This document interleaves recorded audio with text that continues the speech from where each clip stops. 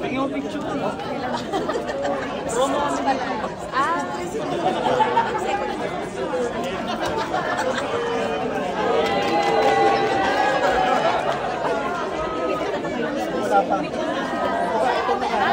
Thank you so much, Pat.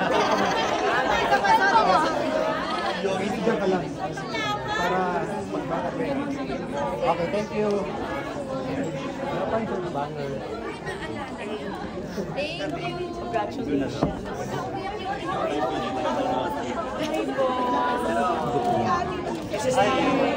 Nakakatawa. Ate, Ami, nakita mo yung sarili mo? Pinicturan ko. Ate, nag-blower ko na gusto kinikilig. Bakit kinikilig? Yung paghamok.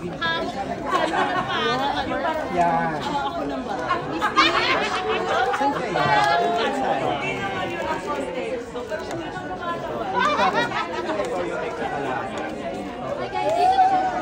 Hinahanap ko si Miss Etsy. Siya daw may nakakawal.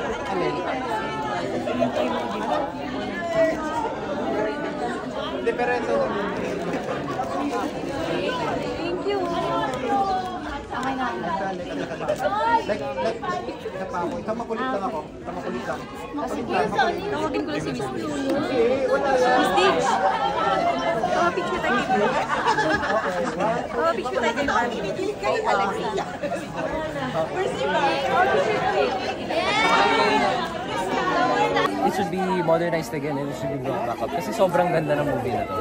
No bias. Bias aside, like because siyempre I'll always be biased towards Alexa, pero napakaganda ng movie. Napakahusay po ng mga actors and lahat po ng characters may backstory and you'll really feel them. It's a story about motherhood, friendship, love, and yeah, I know everybody should watch this talaga.